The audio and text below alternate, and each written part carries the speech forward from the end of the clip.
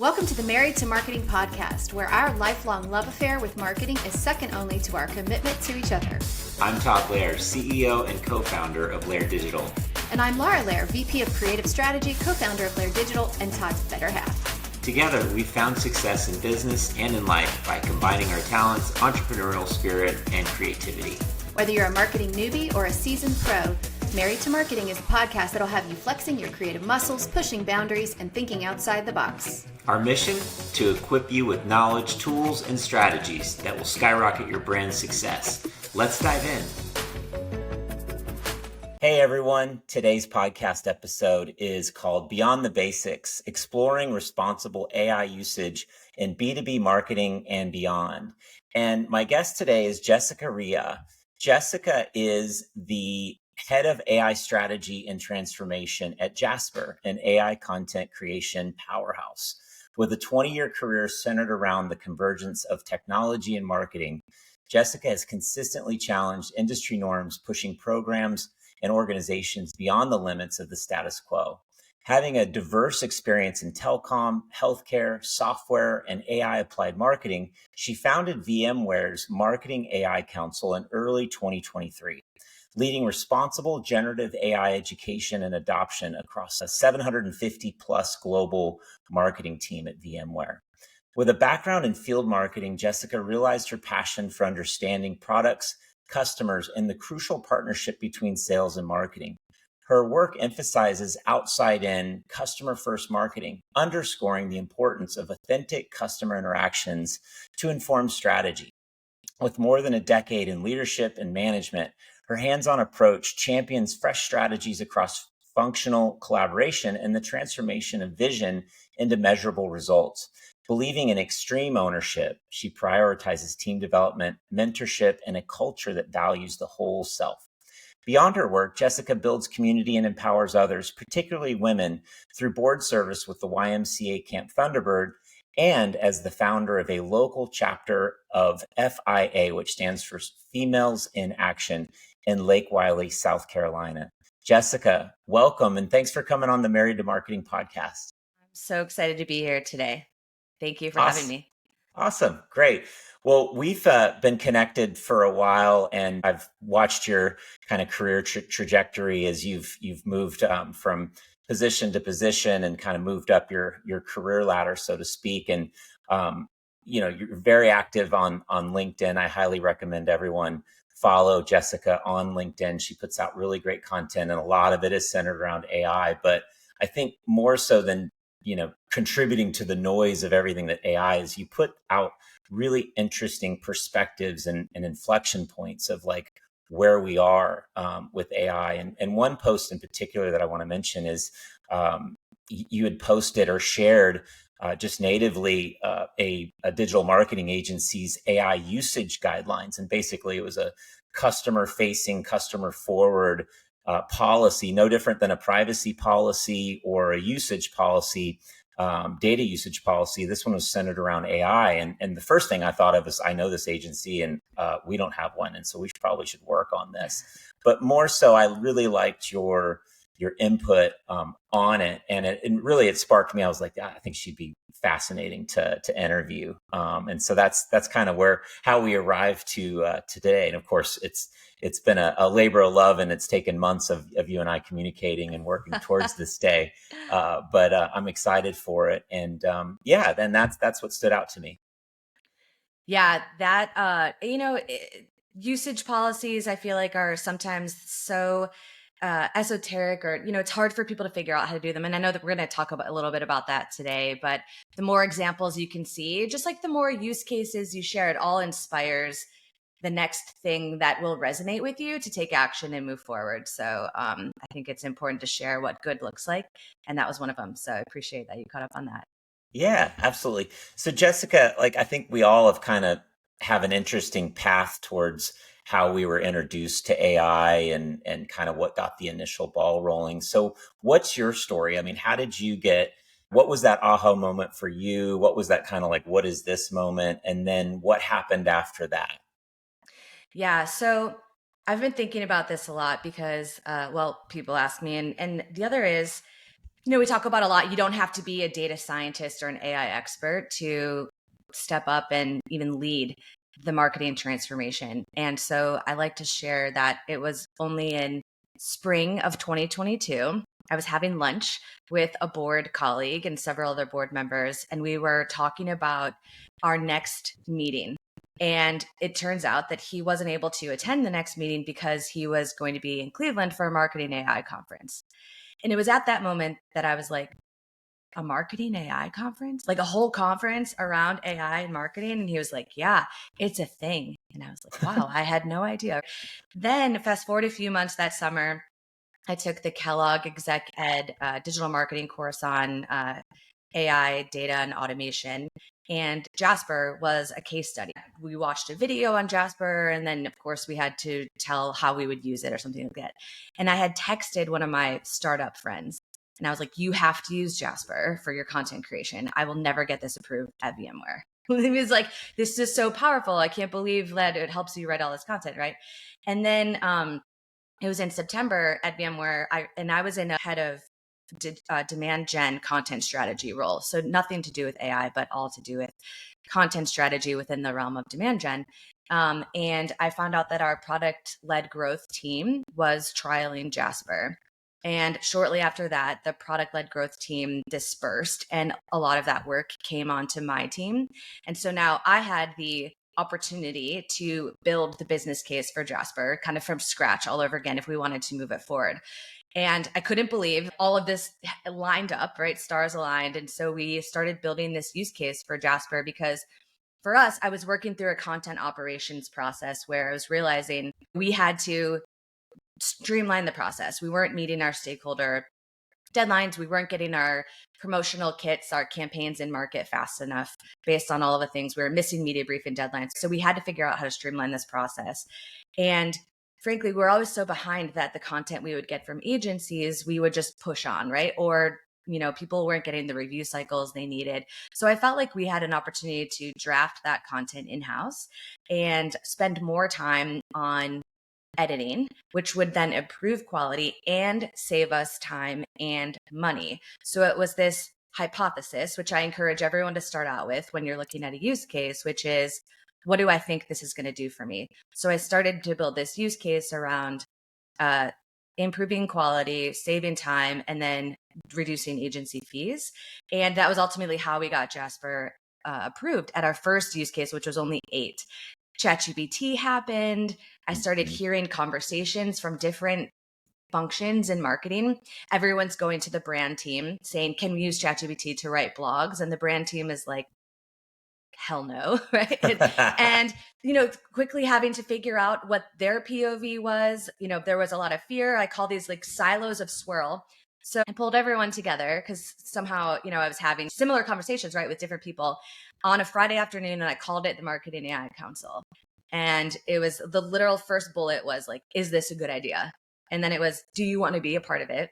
And then, we had to figure out what was our charter, what we were going to do. We created guidelines. And that is really what built then that whole program from there. And that's kind of how I just felt like it was a huge opportunity. I like to push innovation. And if I can just do this on my team, this is great. But then when it became a broader opportunity, it was like, we got to bring people together. We got to figure this shit out for our department because this is going to have huge impact. And like, let's be a part of driving that. Yeah, that's awesome. That's great. And that's a great segue into like my next question for you. And that is, AI usage guidelines, like similar to that statement that caught my attention that you'd share from a high level, I guess. And I don't want to stay high level, but I think it'd be helpful for listeners to understand why AI usage guidelines are important, and how do these guidelines align with broader corporate governance principles in your opinion? Yeah. So you have to give people direction and guardrails in order to understand what they can and can't do, and in order to protect your brand. There's a lot of data risk, privacy, right? And for example, we found out through like a very manual state of AI data gathering, that people were using ChatGPT to summarize internal emails and summarize internal newsletters. And the point of the data gathering wasn't to get people in trouble, but it was very clear that like, that's not okay. But also we needed to tell people that and give them guardrails on what they could do instead, right? So, your corporate level AI guidelines and should be, if you don't have them, right, around more ethics. And a lot of times they're more risk oriented and they're driven by CIO, CTO, and marketing should be a part of that. But even we had AI ethics at VMware for years because we're a software company with AI built into it. But we felt very passionately that, and everyone should do this, right? That you have to create AI usage guidelines to tell people what to do. And it can really be as simple as do this, don't do this. It's like, what do you want people to do? In what tools, with what use cases?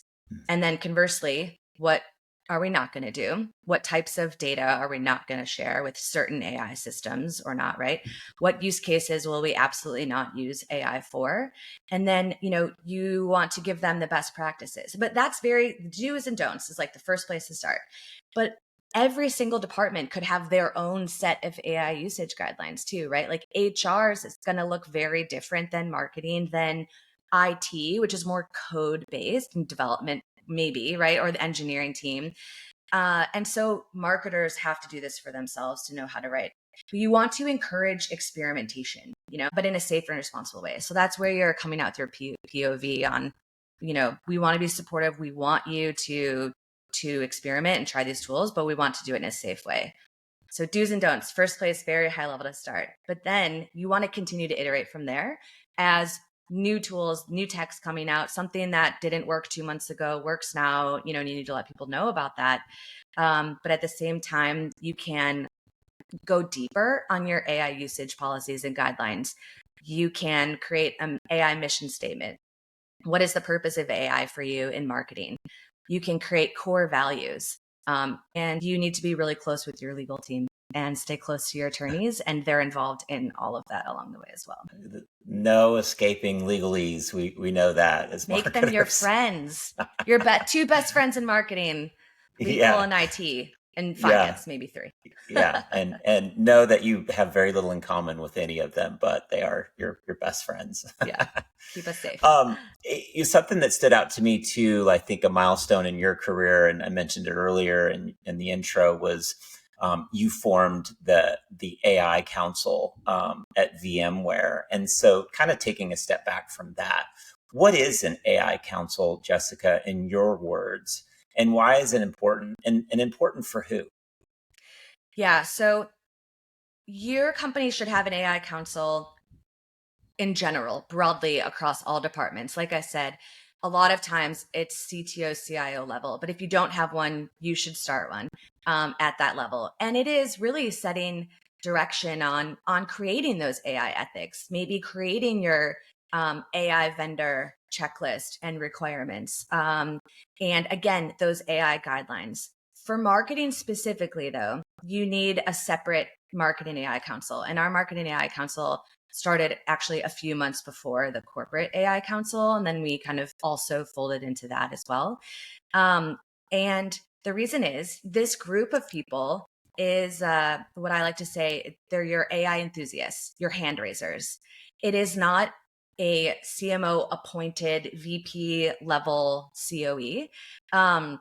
The goal is to foster a culture of innovation and learning. And this council, besides like setting the direction, setting the guidelines, is the one who is going to push your use cases. So they're going to drive your use cases. They're your constant, continuous experimentation. It's cross-functional so that you have at least one person from every function. That way, when the time is right, you have use cases coming out of each function that they can then take back to their teams and scale from there. VMware, our charter was to enable responsible AI adoption and literacy across global marketing through education and tools and training, really. And it was very ground up, doer oriented. And that's something that my former CMO still talks about with all the organizations she speaks to today. The first thing you need to do is start an AI council, a marketing AI council, and look for the volunteers. look for the hand raisers. You want the people who are hungry, who are enthusiastic. It is on top of your day job to like swivel chair and go into these systems and figure out what to do. And you have to be excited about that, right? And excited about the opportunity to impact change, but also the opportunity to have increased visibility and leadership. I mean, it's a huge opportunity for leaders to get involved with. And we saw that in our RA Council as well. That's awesome. That's great. I shared this with you earlier, and I think this comes, more of an AI, um, AI guardrails, I guess, and I could see this application in so many different instances. But I'll share this example, and you've heard this before, but I was following this meme like we always do, and it was somebody using a Chat GPT or something of the like, and they were trying to create this extreme CrossFit workout, or workout of the day. And kind of the funny thing is like more, make it even harder, make it even more difficult, and so then AI kept, another iterative output with even harder things to do.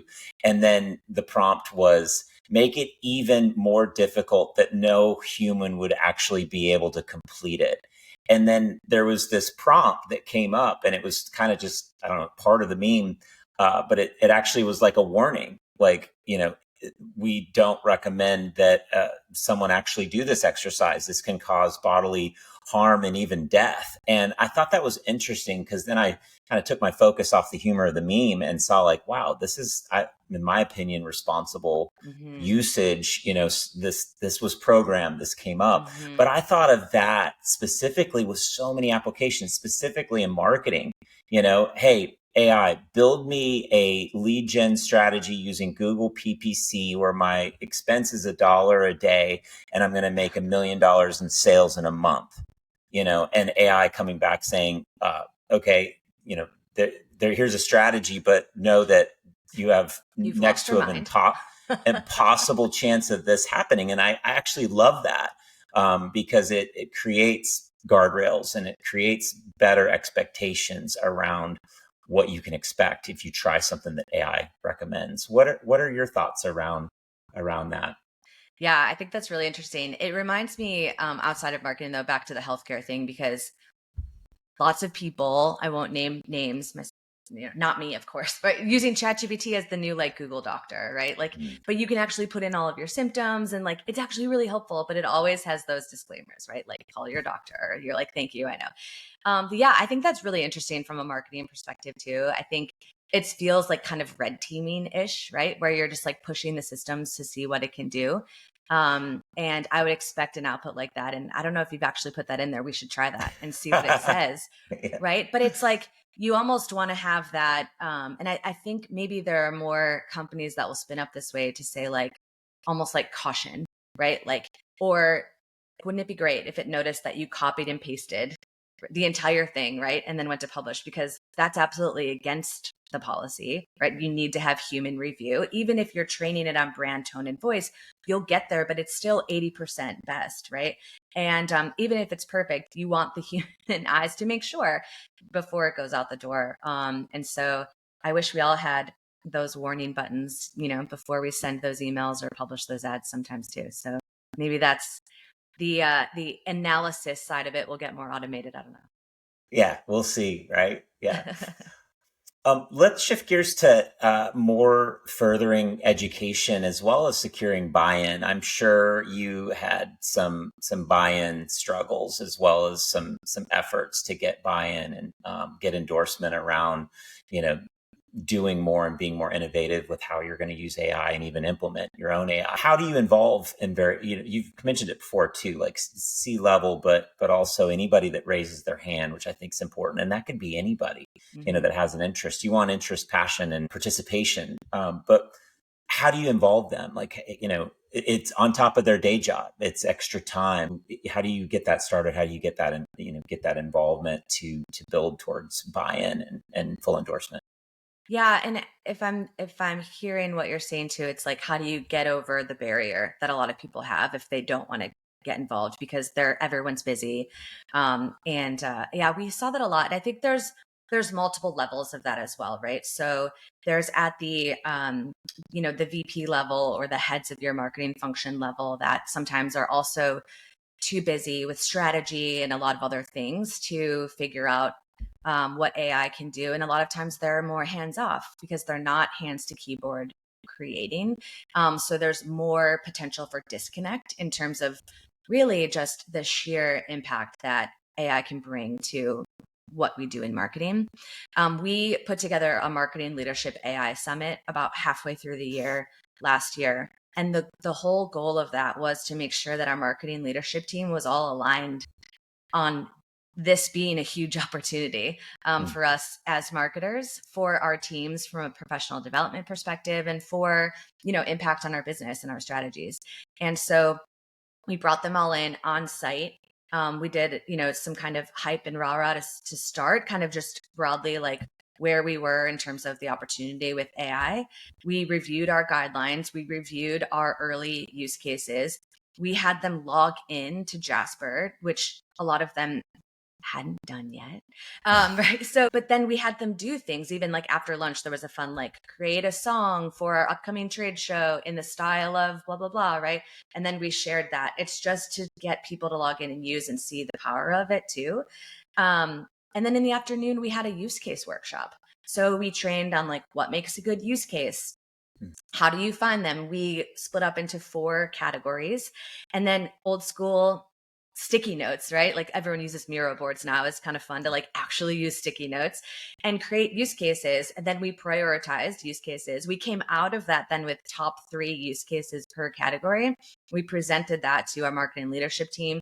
And then that became our second half roadmap for use cases. So it was definitely multifaceted in terms of the outcomes we were trying to get out of the meeting, but it was also this, people are looking to you for leadership, and we need to embrace the AI enthusiasts on your team, make sure that we're promoting these guidelines, but then also lead by example as marketing leaders. And I think that's a lot of it. When people ask like, how do I get people to log in? A lot of creating that culture is talking about AI, bring AI into every meeting. How did you use AI in the last week? Maybe it's at the beginning of the meeting or the end of the meeting, and you're like, I'll start. Right? I did XYZ at home, and I created a pitch deck for my boss, and I had AI analyze, what I might be missing from the perspective of my boss. But what you're really saying is, I used it and it's okay. And I want you to use it too, right? And I want to hear how you're using it, both in successes and in failures, because we're all in this together. No one's an expert. We can all learn from each other. And all of that is really cultivating trust, transparency, which drives culture. Like that's what it is, but you have to participate. And leaders can have a lot of impact participating in that too, to make it that safe, innovative space for the doers to continue to share. Wow, that's awesome. And I think too, like marketing, you're a marketer and like trends change all the time. It's hard to stay on top of the latest things and latest groundbreaking, usages for like digital marketing, and obviously AI and marketing has, spun that even more so. How do you stay on top of training and furthering your knowledge? And I assume like what you're saying too with the council and lead by example, how are you using AI, but specifically with ethical AI usage, what role does ongoing training play, to ensure that it's being used in an ethical manner? Yeah. And even back to, helping people embrace AI and creating the culture and, getting over the barrier. According to the Marketing AI Institute's report last year, the number 1 barrier to AI adoption was education and training. It was like 80% of the organizations surveyed had no formal education or training provided. So that goes hand in hand then with responsible ethical AI adoption as well. So you have to give people the education and access, right? So like the number 2 barrier was awareness and understanding. It's like it goes hand in hand, right? Yeah. We have to train people on what generative AI is. AI has become such a blanket term, used for everything. Nebulous. But, AI is a discipline of which machine learning is a subset, which has been around for a long time. And a lot of traditional AI systems we use in marketing are actually just machine learning. Deep learning is a subset of machine learning, of which generative AI is a subset of deep learning, right? So it's like, that's what's new. That's what's different. Even when you talk about AI, you need to know like what kind of AI are we talking about here, and what are we focusing on? When you're looking at vendors, everyone's talking about AI. Well, Adobe, like they've had AI for a long time. We're using marketing automation platforms have had machine learning in their systems to create dynamic, right? Like that's not new. What's new is generative. And so that's the new use cases, but it also creates this culture of innovation to bring in maybe traditional AI applications that we didn't do before. From an ethical standpoint, though, it's really talking about making sure people know that there is bias in AI. And if you're not providing education, if they don't know that, if they only read the headlines, they might not understand that, right? But why, right? Why is there bias? And we won't go through all of those reasons on here, right? But like that's a thing.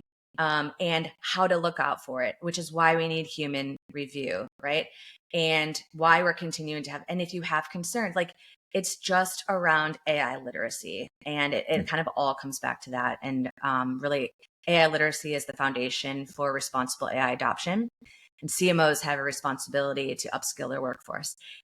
At the same time, it's like, it's an inspirational moment. It's a professional development moment. Can you imagine anyone in marketing doing their job without the internet?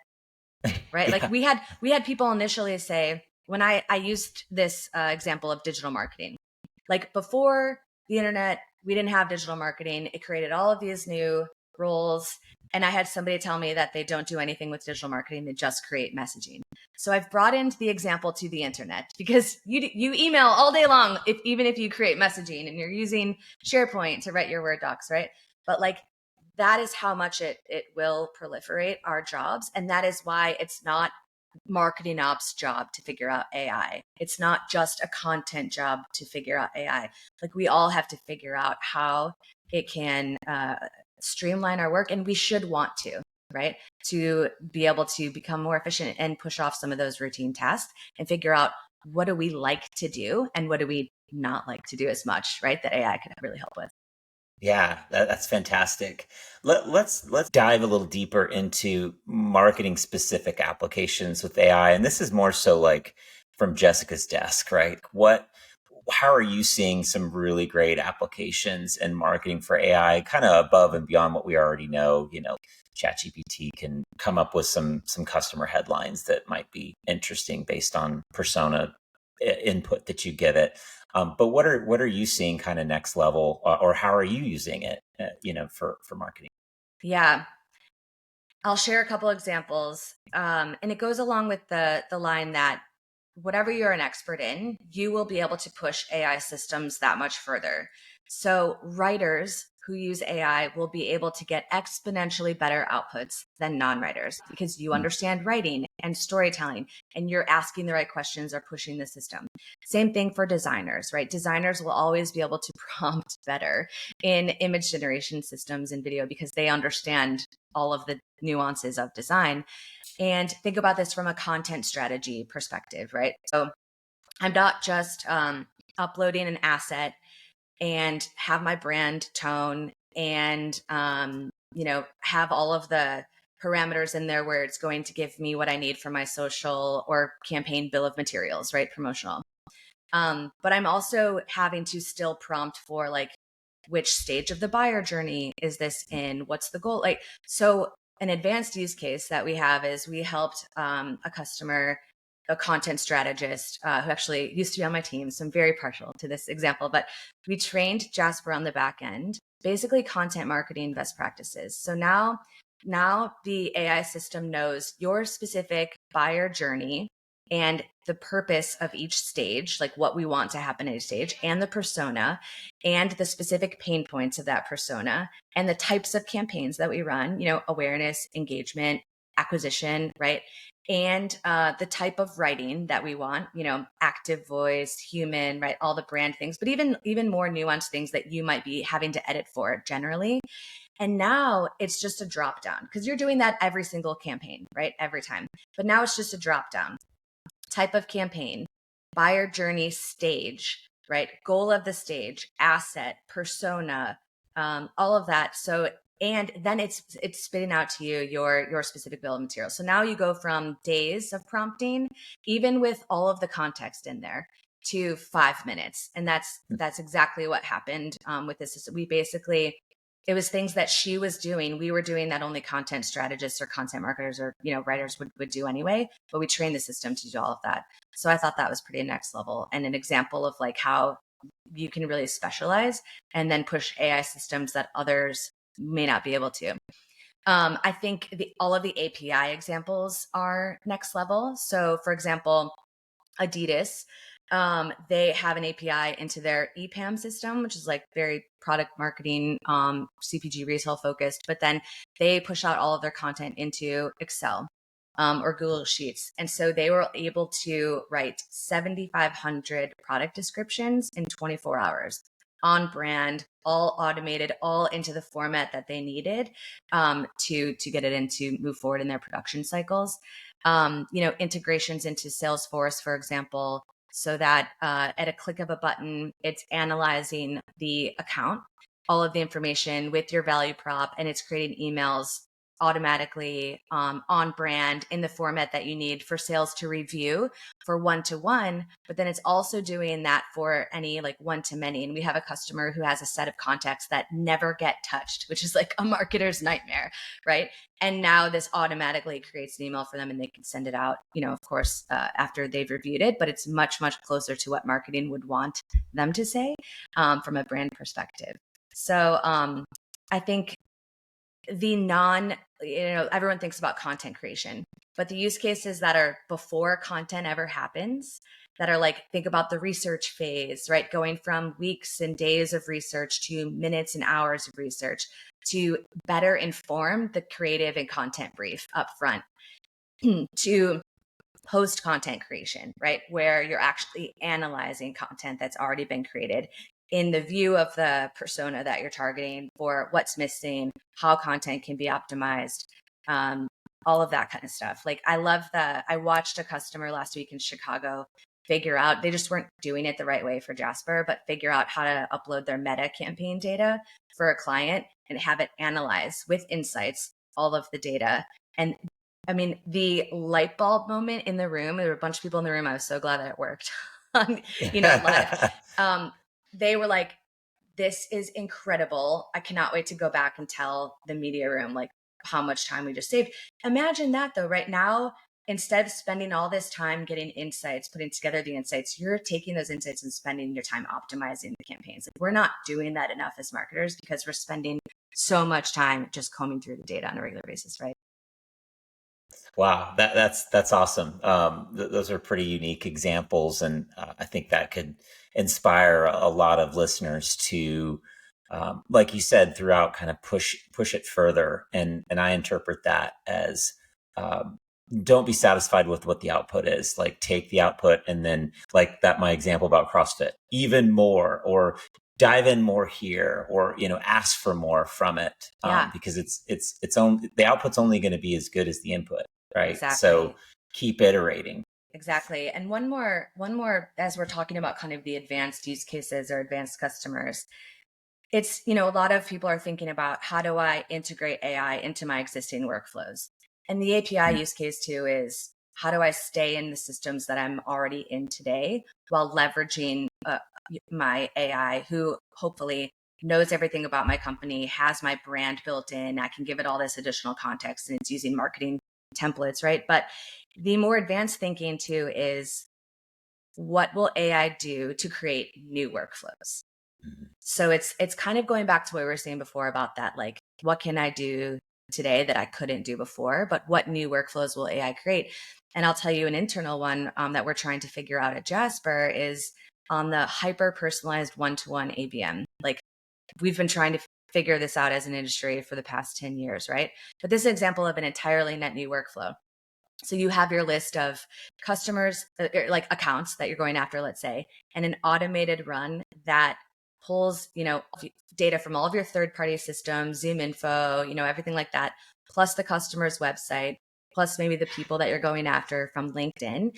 And it's specifically creating then your email sequence in HubSpot, your BDR sequence, some LinkedIn ads, and all of those CTAs go to a very hyper personalized landing page. Like, hey, Todd, here's Jasper, but like, here's 3 blogs we wrote about your company we think would help, just very, very, very personal. But all of that was automated. And it's not just in a Word doc, it built the landing page, like coded for you to move forward with. We're testing those right now, AB, right now too, and very, very, very early, but obviously that the hyper personalization is starting to work. So that's an entirely new workflow, right? That's not bringing it into an existing, ABM workflow. So I give that example as like something brand new that AI created. Yeah, wow. That's amazing. Yeah, and I'm seeing some of that too, just the hyper personalization, and it's just like it's giving us that extra thought that we either will eventually have or didn't even think of in the first place. Yeah. You probably laughed, and you're like kind of the opposite example of this. But Jessica, is AI coming for our jobs? Okay, sorry, I didn't mean to laugh on cue like you thought I would, but that was natural. Here's the thing. I think that it's easy to go to a place of fear from this, but the opportunity is to lean in and say, like, how can I enjoy my job better with AI, right? But I will also say, let's talk about like jobs. People are talking about jobs in the past, right? History is a series of events that repeat itself, but like the ATM, right? Did the ATM entirely replace bank tellers? No. Did it create the need for less of them? Yes, right? Another one is like travel agents, right? We used to have to go to travel agents for everything, but with the internet and online booking platforms, for those of us that want to, we can do that all ourselves. My parents still use a travel agent for every single trip that they plan. I use a Disney agent. They are worth their weight in gold, Yeah, right?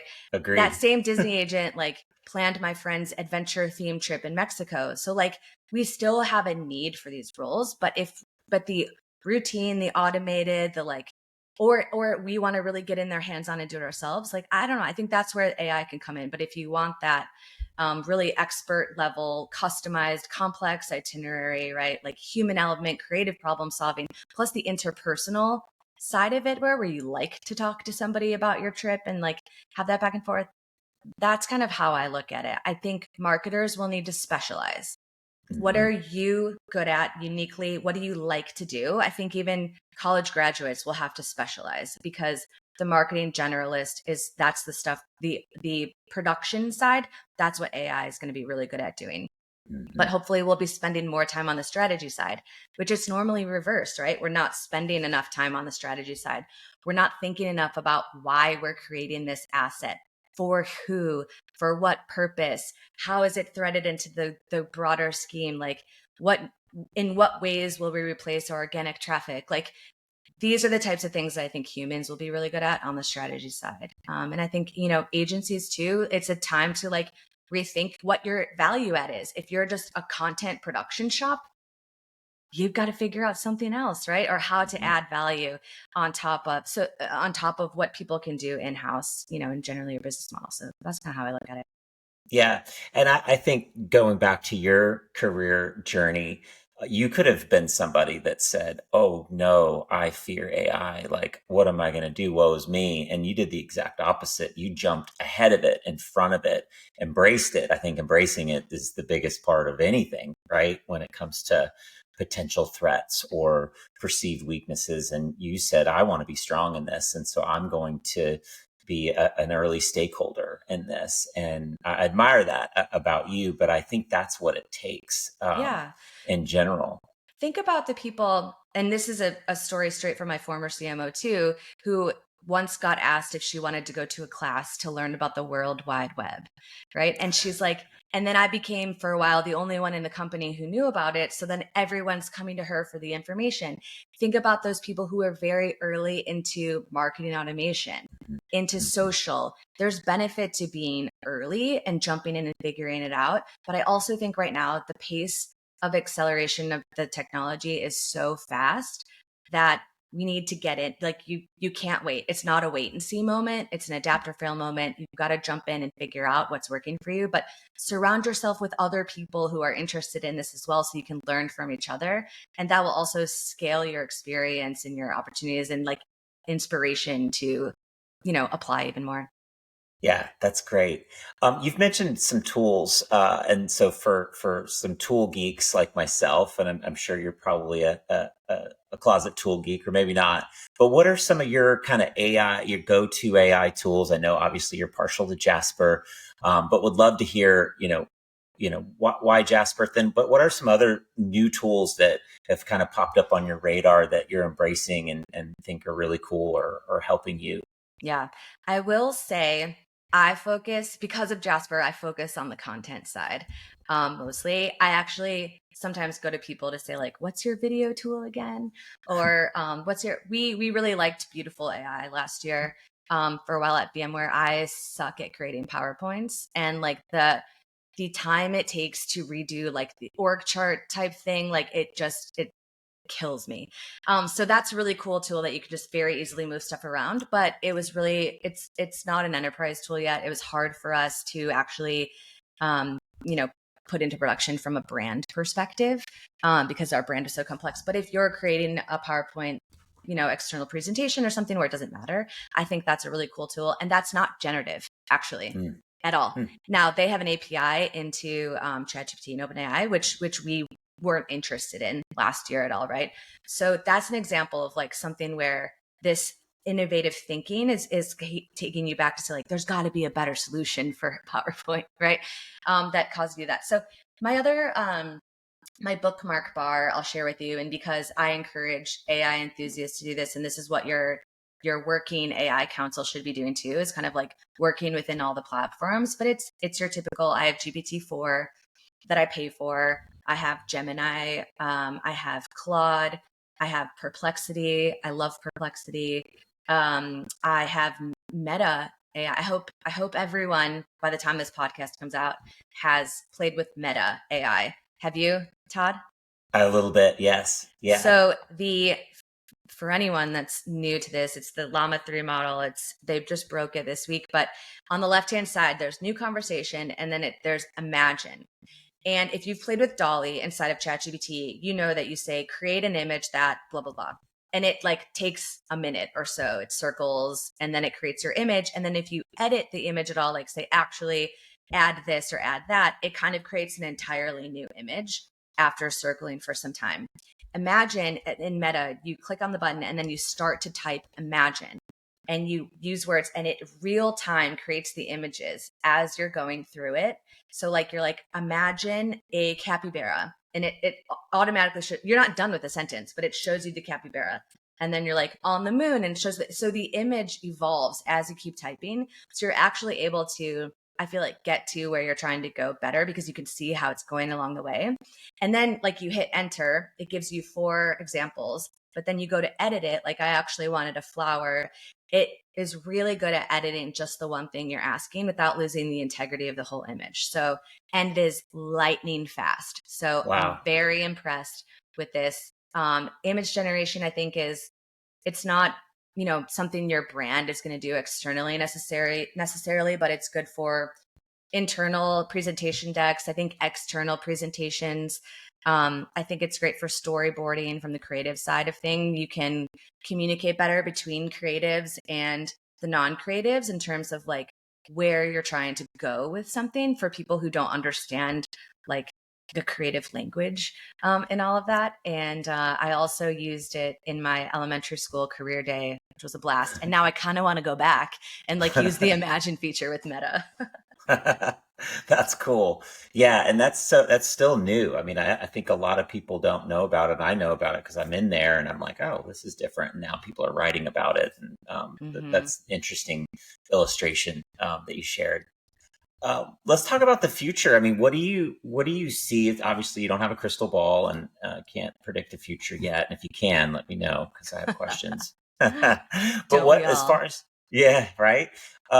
What do you see jobs being that are centered around AI? I think of like the emergence of revenue operations, right? Like before it was marketing and sales, and they're siloed, and now there's this huge push, and really like there are roles that you can get a job being a revenue ops manager, or even chief revenue officer. I see this happening with AI, chief AI officer, let's say, or AI implementation team. And even outsourced opportunities, creative and agency space, let's say. But what are some roles you are definitely seeing like right around the corner um, with I AI? think that brands and at companies, organizations in the marketing space need to just finally dedicate the full-time headcount to Mm, this AI transformational AI program management role. It is being shouldered by or like off the side of your desk, you might call it too, by marketing ops and by some business owners. And it's not being given the type of attention that it would in a full-time job and at the level of transformation that it can have in terms of like its advisory role and helping your CMO think long term about impact on the organization, about how it could change your hiring, about how it, you know, if you think about the upskill opportunity and where AI is automating some of the roles, like how can we reskill? What else could we be doing, right? With this new freed up time, like what are we going to do? There's a lot to think about, and I think it's happening right now, and people who are moonlighting. That was me. That was the AI Council at VMware last year too. Is like we were all moonlighting in this role. We were all working on top of our day jobs to do it, and it is not sustainable. And mm, so I think we have to get to a point where this is real. And we're seeing it more and more in companies now where it may not be an external hire, but it's an internal, leveling or promotion. And so that's where I think this opportunity, again, for leadership, there's a wide open opportunity for marketers to step up and lead, and CMOs are looking for leadership and direction. mm. So that's kind of one that I see coming up. But uh, I have to tell you, I asked Pi AI from Inflection in the elementary school career day what types of jobs would be here in 20 to 25 years, depending on who I was talking to. And it was like space tourism and Yeah. AI ethicists. Like if you are passionate about ethics and AI, there's a whole like there's people who need to lead right in that Mm, space, and there's ways to get involved, but even like robot caregivers I thought was a good one, and empathy, personality, like creators, stuff like that. But from a marketing perspective, I actually went back and forth on this a long time because I feel like the internet, like digital marketing, it's a part of all of our jobs. So at what point is this AI transformation? What point is think back, what point is the digital transformation over? You know? mm. But it's a Yeah. lot of culture and change management and ongoing efforts that I don't think you need to have that conversation about if is the role around in 5 to 10 years, because it's that important that the resources need to be dedicated to it now. Yeah. Wow. Fascinating.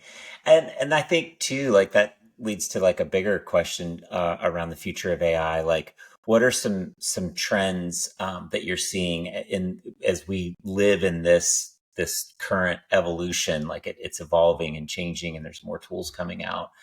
What are some trends we've talked about? Like the death of prompting.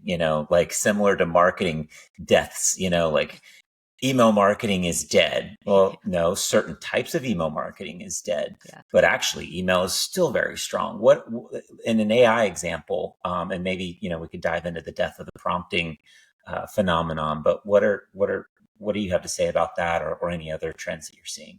Yeah, I mean, I think traditional marketing is having a renaissance, right? in-person events are back and people are very excited about that. And so like we're back to networking and creating real relationships with people, and like word of mouth marketing matters, in ways that like that we're all craving, that kind of like genuinely, authentically human interaction. From a prompting perspective, it's like, I don't think prompting completely dies. And remember, there's like the very engineering coding style back end prompting, which is necessary, right? But like marketers as prompt engineer experts, more and more tools are going to be prompting us for the information and context it needs to give you a better output. And that's what Jasper does too in a lot of its create flows. It's like, what are you trying to create? Okay, what's the topic? Who are you targeting? What's the main message? What context do I need to know, right? Like, what's the format? So it's asking you these questions and allowing you to really make sure that you're putting in all those inputs to get the best output. I think everyone hopefully is hearing, right? Agents are around the corner. And this is the idea that there are automated tasks. What most people are talking about right now too is like the travel side. Like, I'm planning a trip to the city and AI is going to automatically book my Uber and my restaurant reservation and my walking food tour, in the afternoon. But I still think like we will have the ability to say yes or no. So humans will still have agency over their decisions. But like Dario Amodei was on the Ezra Klein podcast a couple of weeks ago saying that agents are 3 to 18 months away, which 18 months sounds normal, but 3 months away, if that's the case, like that'll be here before we know it. And so I think it's kind of prepping for like, what does this more automated side of marketing even look like? Right. Paul Raetzer talks about this one in HubSpot all the time. Like, it's 23 clicks to do anything in HubSpot. Like, but what if we were able to say like, here's who we're targeting with what solution, right? In what, you don't even have to say what style campaign. What if it created the whole campaign strategy brief for you? I know we're talking about strategy too, right? But it's like, it gives you that starting place and then you decide what to do with it. What if you woke up in the morning? Imagine, right? You woke up in the morning and on your desk, so let's say it's like digitally a push notification or something, right? You're getting traffic analysis from last week on your website and keyword analysis of what's happening on the website. And you're getting insights into why those things are happening. And you're getting actions, recommended actions that you can take to optimize, leverage that information. And it went ahead and wrote those 6 things for you already. Now you just decide whether to say yes or no, right? Or review them. I think that's kind of where it's going from that type of like pushed perspective. But then humans, we are marketers, we are the orchestrators, the ultimate strategists inside of that. But like now we're directing the campaigns instead of like creating them from scratch. Wow. Or waiting until the end of the month or QBR time to finally pull all those insights, put them together, and then you don't have time to implement anything. Like that's the cycle we live in right now, right? We never actually get to optimize in real time. So I think there's a lot of promise and benefit to that.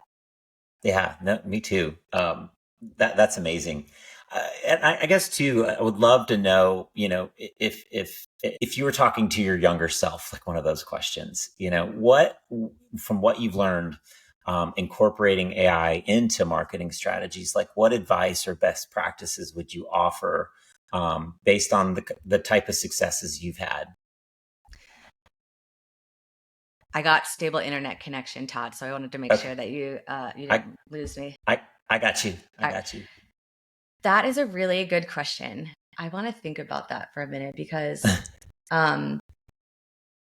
things that I wouldn't have already done, right? Like, I think my advice to anyone looking back is like, don't hesitate, step in the water, dive into the waters, and start figuring out how you can apply this to your job and what that means for you and the marketing team. And to get an executive sponsor, but don't wait 3 months for them to figure it out. Like, start piloting, just start doing, because your leadership team will thank you because they aren't sure how to get started or what to do, right? But you bringing them these results and these like even half-baked ideas, but you've partially tested it. That's better than not bringing them anything at all. I think that's kind of how I look at it. I honestly, like, I wish I'd started in AI sooner. I wish I was Yeah. at that marketing AI conference that my colleague was at that I like didn't know about, all of that kind of stuff. So that I feel like there is while it's a small group of people who knew this was coming, like GPT-2, 3, like that was out years ago, right? Mm-hmm. This has been happening. The attention is all you need paper came out in 2017. Like AlphaGo happened around that time. Like why IBM Watson, like why weren't we paying more attention? I think people were. I remember sitting at I think it was a Serious Decisions conference years ago, and IBM Watson was speaking. And it was interesting, but it was like that, that when the AR, VR people got up there 5 years ago, and you're like, yeah, we are so far away from this, right? Yeah. It was like it needed to have that ChatGPT moment to democratize like what this could really mean for us. It's almost the technology that's like seeing is believing. And I feel like that's the leadership thing too, like with CEOs, with leadership, like showing them how it works and that it works. I still have agencies. Somebody just last night told me that their CEO was like, you made all that up. Like that was pre-baked. I don't believe it, type of thing. It's like you've got to show people how it writes. And so the time is now. Jump in. Yeah. Yeah, that's great. Stop telling, start showing. I love Yes. that. Well, this wouldn't be a Married to Marketing podcast episode without asking you specifically about communication and relationships, and just in a general sense, like what advice does Jessica have around fostering really great communication and strengthening and solidifying relationships, whether personal or otherwise? Yeah, I mean, I think in general, it all comes down to trust and transparency. But I was thinking about this in terms of marriage advice from a Okay. married to marketing. And because I'm also in the thick of parenting, my kids are 6 and 9. And I think it was a Brene Brown thing we saw a while ago that was like, you only have so much capacity throughout the day, right? And to like be open with your partner in terms of where you're at. Like I'm at the end of the day, hard day, like, I don't know, something happened at work, stressful, whatever it is, right? And you tell them like, I'm at 20%. Like that's all you have left, right? But even just telling them that, like having that open communication to say like, there are times when, and I feel like there's always one of you that's like more annoyed at the kids than the other, right? And so like the other one steps in, but like having that openness to say like, we acknowledge that this is a thing, right? That we aren't at full battery at all times in our patience level with the kids, right? But I feel like because we had that conversation the other night, my husband came home from coaching baseball and I was at the game and all that stuff, but at bedtime is very stressful for any parent. And he was just like, every single thing was like up here, like at an 11. And I looked at him and I was like, you are excused. But because we already had that conversation initially, like he knew where I was coming from and I knew where he was coming from. And he said, okay. And he left. And like, I got bedtime and everything was better because he was just like out of capacity. And I feel like acknowledging that, having those types of conversations allowed that to happen. But had we not had that up front, he would be like, what do you mean? Like, I can't parent, like I'm not, you know what I mean? There's a different way that he could have handled that. So I felt like that was really good advice. I don't know what article it is, but it was a Brene Brown parenting thing. And so, and battery levels and like just being open with each other about where you're at throughout the day, I think has been really helpful. That's awesome. That's great. Are you the resident AI expert in your household? Is your husband coming to you asking you how he should use AI, or is he, self-sufficient, or is he like some people just not even like that's her thing? Not mine. No, he is in it, and in fact, I think me being in this like has just opened up his mindset where he's tried to talk about it at work. He's in they can't even log into any AI. He's at a financial company. And but he's talking about it now, and he actually found a workaround in that he could use Bing Chat, which is now called Copilot, and he would like blow people's minds throughout the day by telling them that they even have access to Bing and they could use it. But he uses it for like Excel formulas. He's an analyst, so like instead of banging your head against the wall trying to get the formula right, he will ask Bing. Or even before he discovered that, he would use ChatGPT on his phone, right? And it's not data information. It's like helping you with your job. And so he's able to get things done a lot faster because of AI. And he's like the evangelist in his group at his company as well in terms of like how they could be applying it. So it's kind of cool to see. That's awesome. Awesome. Well, Jessica, this has been an amazing, amazing episode. I've learned a lot, and I hope this is the first of many that we do together as we watch this movie play out in real time.